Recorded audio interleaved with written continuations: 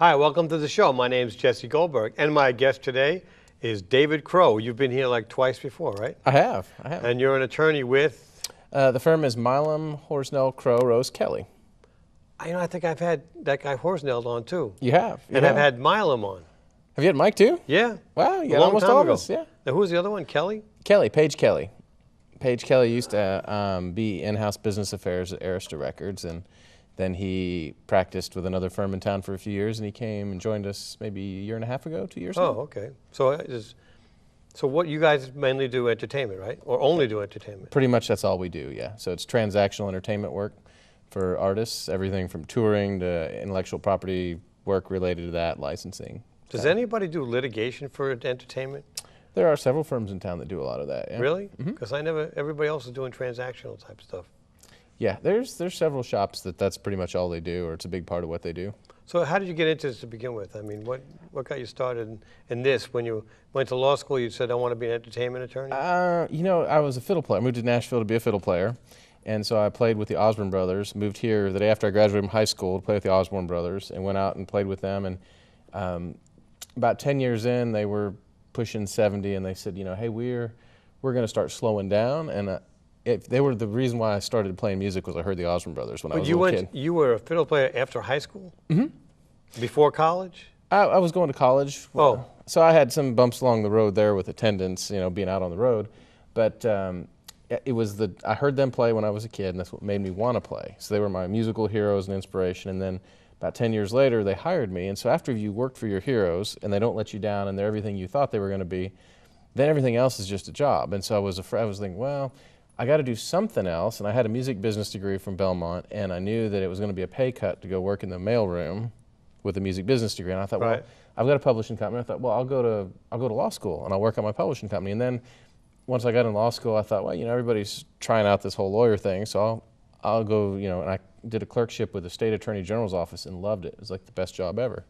So then I thought, okay, I'm going to give this lawyer thing a try, but the only thing I really knew was the music business, so I thought, well, I'll try that. Did you go to law school around here? I went to Vanderbilt. Vanderbilt, okay. Mm-hmm. So you must be pretty smart. I don't know. So did you start out on your own, or did you work for somebody to begin with? I was hired, actually Mike Milam was the partner in charge of the entertainment group at a firm called Wyatt, Tarrant & Combs, which is a large regional firm. Right. So they had a couple hundred lawyers and 8 or 10 offices, and I was in the music row office, and then that group of people moved to a firm, Bass, Berry & Sims. And then 5.5 years ago, the 5 of us started our own shop. Bass, Berry & Sims, they do a lot of other stuff. I mean, big corporate firm in town. Right. Great firm. Right. But do they have an entertainment arm left, or did you guys? They don't. We still do a lot of work with them and for them and help them, and they help us with things, but they're not in the entertainment business per se, no. So most of the stuff you do is what? Related to anything to do with entertainment, or is it more than others? Or? Everything from paper and tours to lighting vendors, sound vendors for a tour, figuring out insurance, figuring out permitting, getting the venue agreements and the promoter agreements together. So it's to the record deal, to the publishing deal, to name and likeness, sponsorship and endorsement agreements, employment agreements for band members, just about anything. How much of this is adversarial rather than just making deals? Just depends on the day. Some days half, some days all of it's kind of adversarial. Just depends on what we're working on that week. Right. So you work for all sides.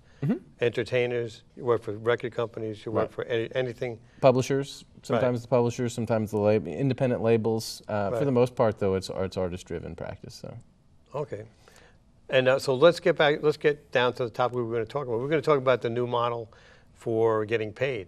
Yeah. Right? The new way the music business is working as it changes. So give me your lowdown on the basic change that's happening in money getting paid to people. Sure. Yeah, I think that's something a lot of people don't understand. So for a lot of years, the album sale, a physical album, is what kind of was the economic driver in the music business. Everybody got paid based on how the money from that album kind of got parsed out among the parties.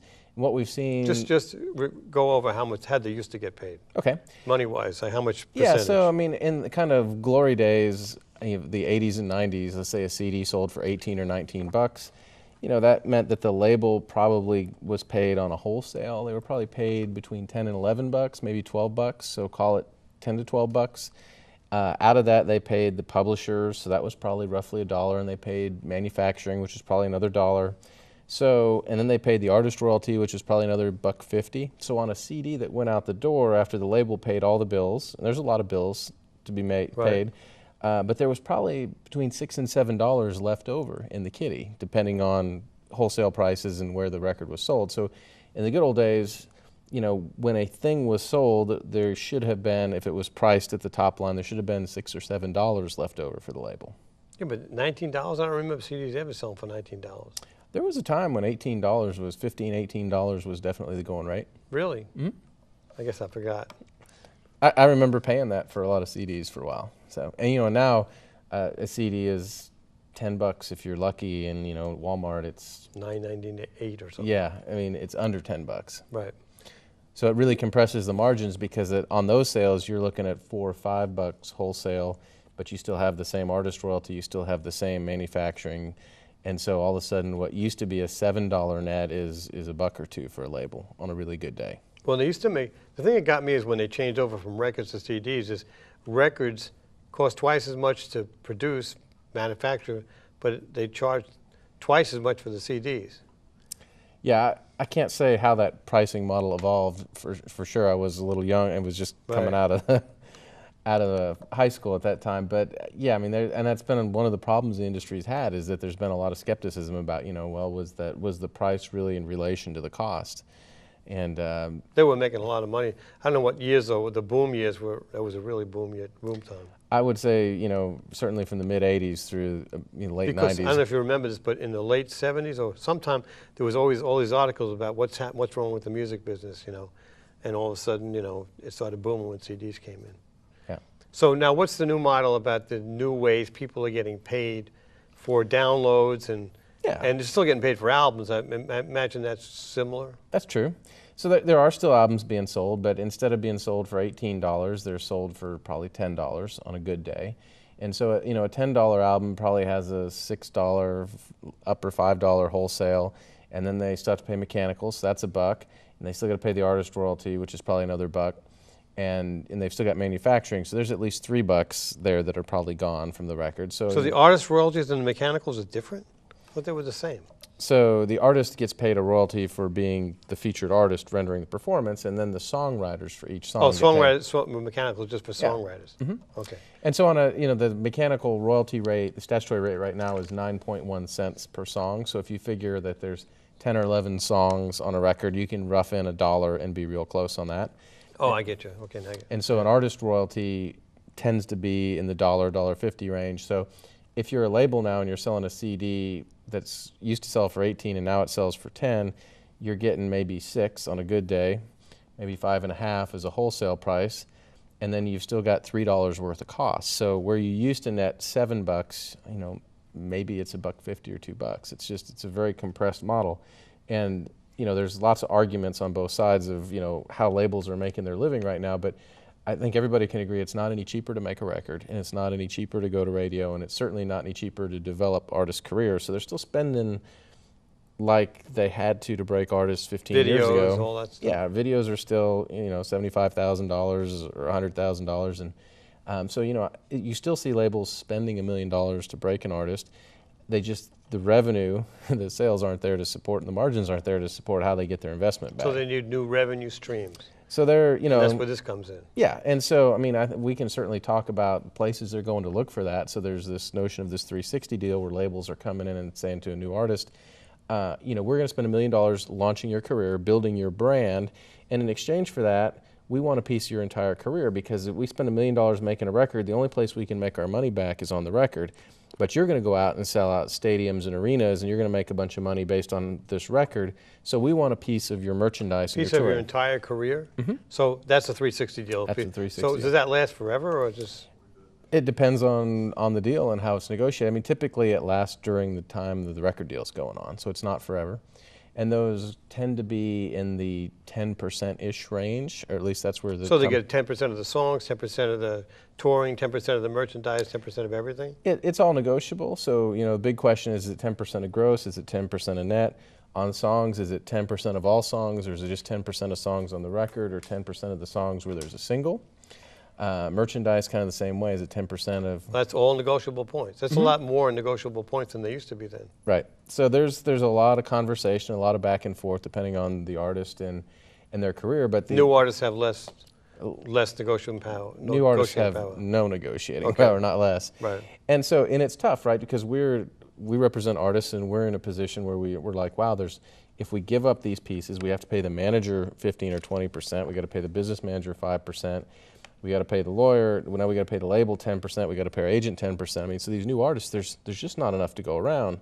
So that's our first concern. But we have to acknowledge that the record business has changed to the point where these folks, there's not the margin that used to be there. They've got to make it up somewhere else. So they're asking to participate in these other areas of the career under the theory, we spend $1 million building a brand. You go out and sell out arenas and make $500,000 a night. We helped you with that. We should participate in that.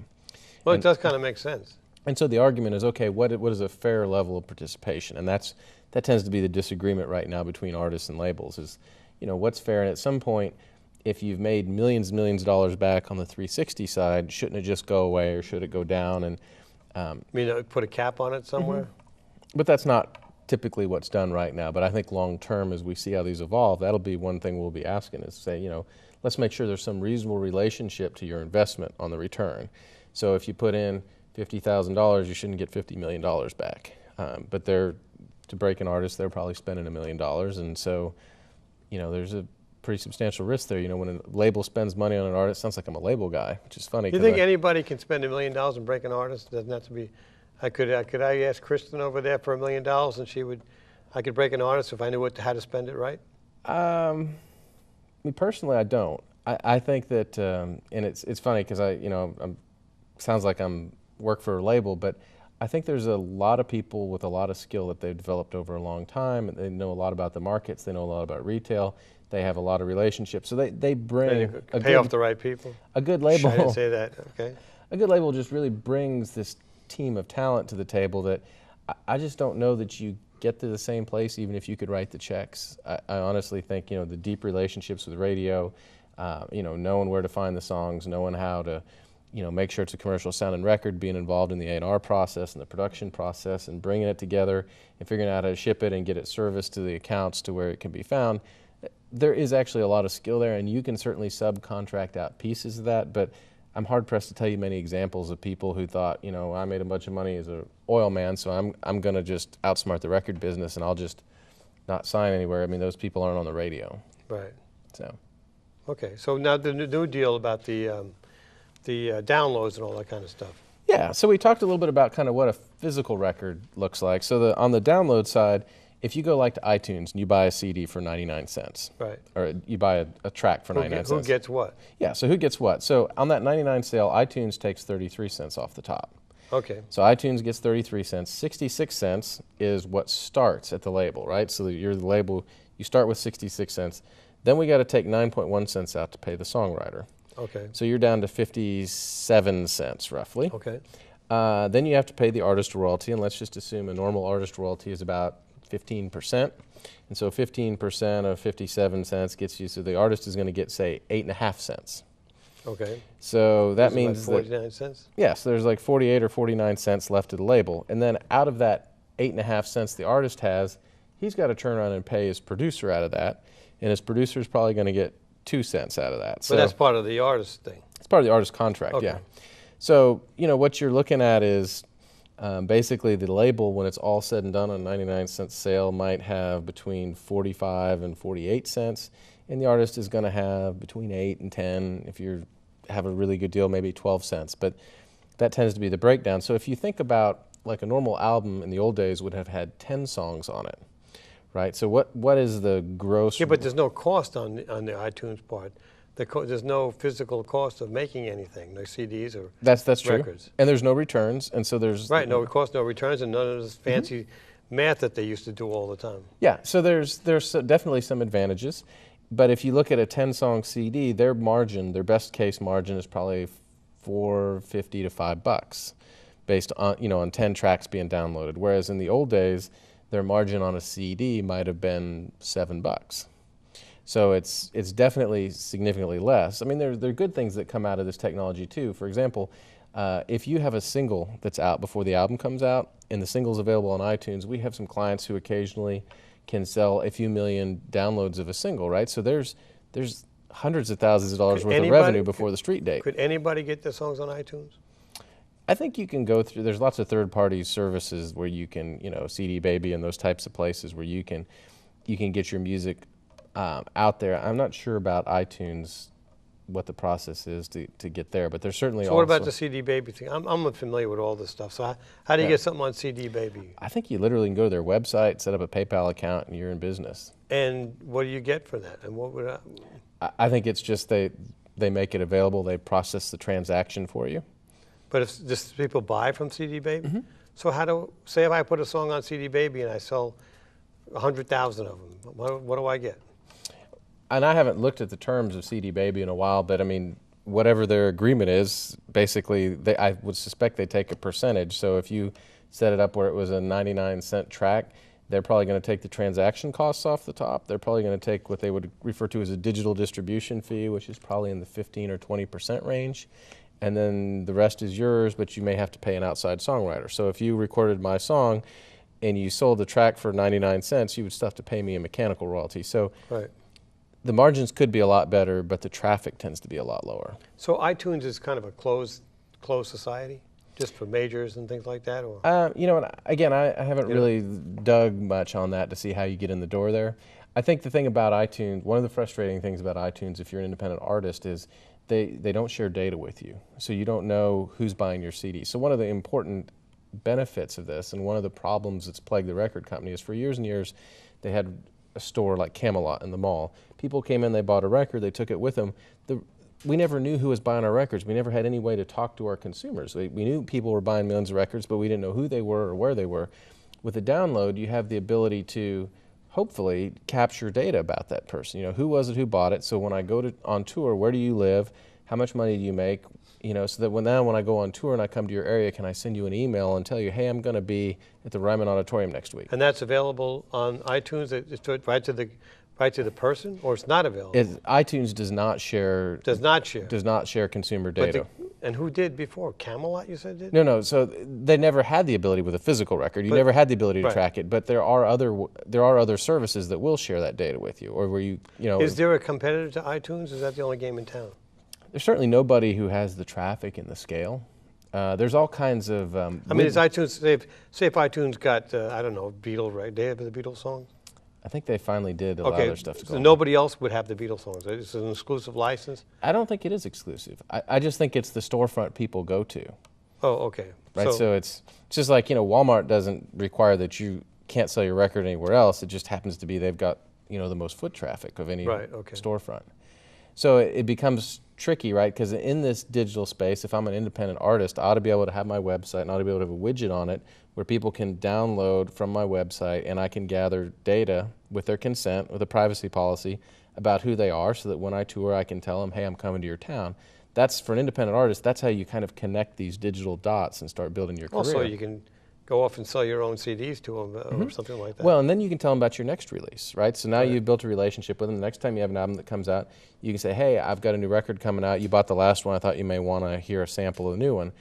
Same thing with touring, same thing with merchandise, right? So all of a sudden, it's almost costless to press the button and talk to these people. But if you don't have that data, then you have no way to connect with your consumers. What is streaming? What is streaming? So streaming is, I think of it as, it's just a performance. It's kind of like if you turned your radio on in the car, the music is coming through to you on a one-way basis. You're not capturing it, you're just listening to it. Streaming on the internet, kind of the same premise. It's a performance. So people get paid for this? And people do What's get that other paid. organization that pays the... Sound Exchange? Yeah, Sound Exchange, yeah. So we'll go to that in a second. Go back on streaming again. So streaming, there's two royalty streams with streaming, right? So the songwriters still get paid because those performances have to be licensed by BMI, ASCAP, and CSAC. So there's a license for the song, and then there is a newly kind of implemented license structure or pricing structure for streaming rates. And so the Copyright Royalty Board finally announced these rates. There's been a lot of litigation back and forth, and there's two types of streaming that people need to be aware of. So there's what's called non-interactive streaming, which is just like I turn my radio on and the signal's being pushed to me, but I can't choose or manipulate what I'm listening to. So non-interactive streaming, the rates for 2012 and 2013 are $0.0021 per performance. So one person listening to one song is a performance. So we're talking about 0.002 of a cent per performance. So if there's... That's per person who right. does it? So if you had 100 people listening to 10 songs, that's 1,000 performances, right? So under the current rates, right, if you had if people streamed your song 1 million times, you would get $2,100. Oh, but that's that's possible because you go to something like YouTube and right. if you get something, you can get 1 million hits. I mean, I have 1 million hits on YouTube.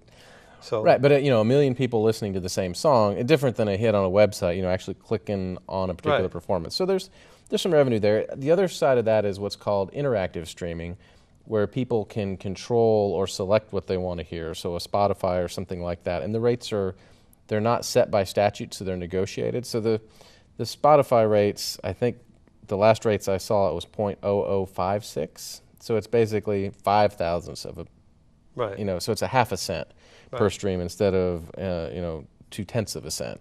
So not much until you get like into the million range, and it's worth a couple grand. Yeah, and the other thing to remember is because the courts took so long to set these rates, there were a lot of voluntary agreements. So businessmen sat down and tried to figure it out. So none of these rates preempt or preclude these voluntary agreements that people have entered into. So I would say that most of the revenues that we see, they're not actually under these rates. They're through voluntary agreements. Now, the burden of this new model is that you can literally get a statement that's 100 pages long, right? Because you have these 100th of a cent. Do they send out paper statements like this? Or most have gone to digital, but you still get some paper. But publishers are having to look through thousands of pages of data, and when they get to page 3,000, they've got it could be like $2,100. So they can't figure out who to pay what. And so you've got to literally look through 1 million transactions and figure out which publisher to pay. Right. So I mean, it's just the data burden is really difficult. So everybody's working to automate, but automation takes money, and systems have to be built. That'll work out eventually. So tell me more about this other organization. Sound Exchange? Sound Exchange, yeah. How does that work? So in the U.S., there is not what we call a public performance right for the master. So generally, so that when I say the songs get paid when they're played on the radio. The artists don't get paid. But the actual sound recording, the artist performance and the label don't get paid when something is played on WSM through terrestrial radio. The most recent amendment to the Copyright Act on this allows for digital performances to be paid. So the sound recording does bear a royalty in the digital performance space. Sound Exchange is the statutory agent who collects and administers this digital royalty regime. So they're appointed... And this started when? 90s. 90s? Late 90s. So Sound Exchange is the statutory agent, and they license users of people who perform these masters digitally. So that's who is that? That's a few of these big websites, and it's SiriusXM and some folks like that who are big in the digital space. And the interesting thing, there's a couple interesting things about that. One is it's real money. There's a lot of money coming in, and I'm a bluegrass fiddle player. It was what I moved to town to do. They don't have Sound Exchange. The way they collect data, it's called census data. So they're looking at actual plays, but as far as how many times a song was played or how many times a record was played on the SiriusXM station, but there's no weighting based on how many people listen to it. So like BMI and folks like that, I think there's some weighting for the size of the audience. So what I see is that there's little bluegrass labels getting checks for $40,000, $50,000 a year, or artists who you've never heard of who are getting large checks because they have lots of plays on a kind of niche channel on these, and because there's no weighting based on the audience size, you may, Elton John and a bluegrass band may get the same type of check from Sound Exchange just based on how it's calculated. I'm joining Sound Exchange right now. Yeah, it doesn't cost anything to join.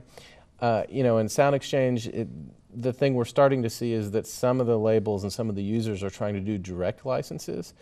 So for SiriusXM is going to the publishers right now, a lot of the publishers, and saying, look, we think Sound Exchange is charging us too much. We'd rather do a direct deal that's a little less money, but we'll pay you quicker, or we'll we think when you net out the admin fees that Sound Exchange would charge you, So you're better off. These older artists, 60s, 70s, Mm-hmm. 50s, if they get paid, are they getting paid from the Sound Exchange now if they join? Yeah, anybody whose recordings are being played through some digital performance would be paid. Oh, that's good for them. But they haven't Yeah. got paid all these years. And it's Lead singers and because it's getting paid directly by Sound Exchange, the musicians get paid in this too, or is it there is a small percentage? So 50% goes to the sound recording copyright owner, which is a label. 45% goes to the featured artist, whoever that is. Featured artist. Yeah. And now it could be, what if it's a band Then they will break it up equally among in the band? if the band is a featured artist. Okay. And then the other 5% is split between AFTRA and the AFM, and I think there's one other union in there. Right. So it's real money. It doesn't go through the label. So even if I'm an artist and the label spent $1 million launching my career, I'm unrecouped. I'm not getting any royalties from the label until I've earned back that advance or the monies have been spent. But the Sound Exchange money doesn't come through the label, so it's not offset for recoupment. So it's a real stream of money that comes right from the beginning. Wow. So even the people who don't own the masters, if you're a featured artist, according to what you just said, you get, I forgot what you said, but the percentage, the master, Yeah. the master gets what percent? The sound recording owner, so the label, Right. basically gets half, The label gets half, okay. and then the featured artist Gets 45%. 45%. Oh, that's 45% though. And that's paid Yeah. directly to you, so it's not subject to recoupment or offset from a label or anybody else. And they pay semi-annually, and they're. All this has been great information, but we're out of time. Amazing, huh? I know, Amazing. hard to believe. Right. Anyway, this is David Crow from the firm of, Milam, Horsnell, Crow, Rose Kelly. that's it, whatever that was. And we'll have that on the screen for you. And my name's Jesse Goldberg, and we'll be back next week with another edition of Mind Your Own Music Business.